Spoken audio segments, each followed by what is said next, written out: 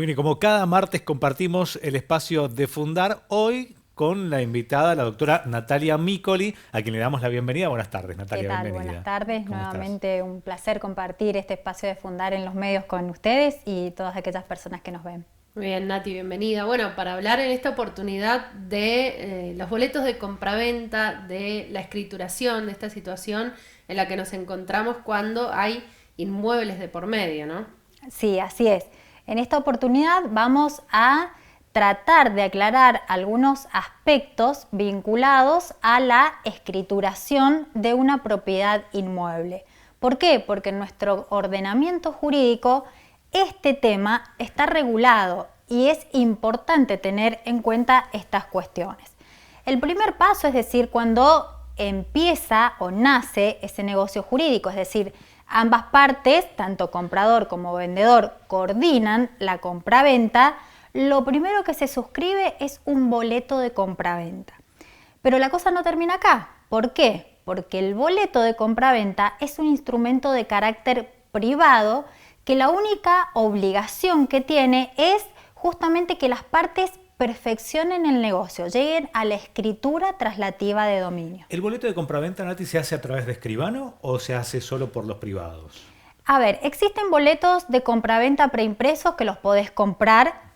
No lo recomiendo de ninguna manera porque cuando surge algún inconveniente, hacer valer esa letra que no está del todo clara en un proceso judicial Más complejo. Es muy complicado. Entonces, en este caso, particularmente de compraventa de inmuebles, la figura del escribano es esencial. En primer lugar, para la redacción de este contrato, de este instrumento privado y después, obligadamente, para la escrituración. Por ahí se presentan algunos casos en los que dicen, doctora, yo tengo el boleto de compraventa, ¿ya soy titular? No. El boleto de compraventa no otorga la titularidad registral. ¿Quién la otorga? Y esta segunda etapa, la escritura traslativa de dominio o la escrituración, que es la que hacen con el escribano. El escribano, ¿qué es lo que les va a pedir como primera medida? Y les va a pedir el plano de mensura. No se puede escriturar sin una mensura nueva. ¿Qué es lo que se plantea? ¿Quién lo paga? ¿Quién paga ese plano de mensura? Bueno, la mensura la paga quien va a comprar esa propiedad. Después hay una serie de impuestos, tanto provinciales como nacionales, que están divididos en porcentajes. Entonces, lo que por ahí la gente cae en el error de que quien va a comprar tiene que pagar la totalidad de los impuestos. No, no es así. Los impuestos que liquidan los escribanos a través de los distintos sistemas que nosotros tenemos son compartidos. Ese dato es muy importante, ¿no? Obviamente, porque se cae en esa falsa creencia de que quien compra tiene que pagar la totalidad. No, no es así. La totalidad no existe, salvo para la mensura. En ese caso, los impuestos paga un 75% quien compra y un 25% quien vende. ¿Hay cualquier impuesto o hay algunos específicos para cada parte? Todos los impuestos específicos que liquida el escribano al momento de redactar la escritura. Bien. Estos datos son muy importantes tenerlos en cuenta. Parece un proceso simple, pero pueden haber algunas complicaciones en el medio, ¿no? Y por ahí por eso es muy importante prestarle atención a cómo se realizan estos trámites para evitar problemas futuros, ¿no? Imagino que se habrán encontrado con situaciones o compraventas de hace muchos años que no se terminó el trámite, después quizás para hacer también la escritura nueva significa un problema porque quizás la persona que compró no está viva, muchas cosas de estas, ¿no? Ese es el gran problema con el que siempre nos encontramos, que cuando quieren hacer la escritura, los titulares registrales están fallecidos. Entonces, ¿qué hacen los hijos? ¿Pueden vender? ¿No pueden vender? Otro de los problemas que se plantean es que una de las personas, y ahí está la importancia de consultar con el escribano, esté inhibido. A ver, ¿cuándo podemos caer en una inhibición? Supongamos que tengo deuda de patentes. Hace 10 años no pago las patentes de mi auto.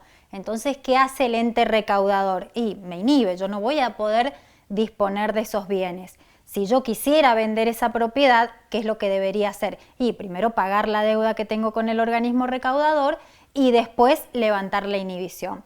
El otro supuesto que me mencionabas recién, y es el más común, es el que se presenta la mayoría de las veces, es decir, a ver, los titulares son los padres, están fallecidos y la propiedad queda en la nada, o sea, queda en desuso, no quieren acceder a un alquiler y los hijos deciden venderla. ¿Se puede vender? Sí, pero hay que tener en cuenta que previo a la venta debe hacerse el proceso sucesorio y ser declarados herederos. Es decir, que quienes van a vender en nombre de representación de esas personas fallecidas son los propios hijos quienes fueran declarados herederos. Hay un trámite que por ahí se presta mucho a confusión y es muy importante porque abarata costos, que es el tracto abreviado. Es decir, nosotros tenemos en un proceso sucesorio la declaratoria de herederos y denunciamos ese inmueble al juez, le decimos que está en venta. El juez, ¿qué va a hacer? Con el escribano habilitado va a proceder a la firma de la escritura. ¿Cuál es el tracto? Es decir, ¿qué es lo que se saltea? Y se saltea el gasto de la mensura para inscribir en el registro la propiedad a nombre de los herederos y que después los herederos vuelvan a firmar, y no se tienen que pagar los gastos de inscripción en el registro. Por eso se le llama tracto, porque se salta del causante, es decir, de la persona fallecida, a la firma de los herederos. ¿Qué pasa cuando esa persona que falleció no dejó en ningún lado registrado quiénes son los herederos? Se inicia un proceso sucesorio. A ver, eso es una pregunta muy importante, porque no es que se inicie la sucesión o se abra la sucesión por la casa o por el auto. En realidad la sucesión se abre por la persona fallecida. Entonces, bien, suponete, fallece mi papá y deja una propiedad a nombre de él y de mi mamá. En ese caso, ¿qué es lo que deberíamos hacer nosotros? Y bueno, abrir el proceso sucesorio de mi papá. No existe una sucesión de la casa, es para tal y tal objetivo. Bien.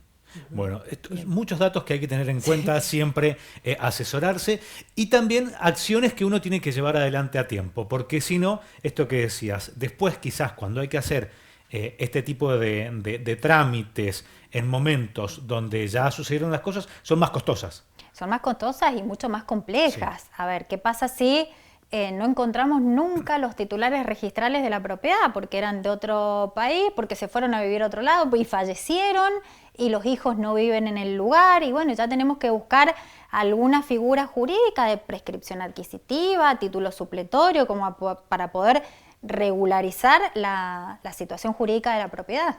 Así es. Bueno, complejo el tema, sin duda que para todos. Sí, pero lo importante es esto, como la recomendación tuya de ante estas situaciones que ves con mucha frecuencia en las que, por ahí somos hijos del rigor, ¿no? Lo dejamos para el final o no prestamos atención a estos ciertos trámites. Se podría decir que vos podrías aconsejar hoy, hagan esto y esto y esto para que no se complejice ni se ponga más costoso. Por supuesto, después. Primero un boleto de compraventa, después el plano de mensura, escritura traslativa de dominio y asegurarse, como siempre les recomiendo, que el escribano termine el trámite, que se presente la escritura al registro de la propiedad, que es lo que le va a dar validez a ese título. Bien.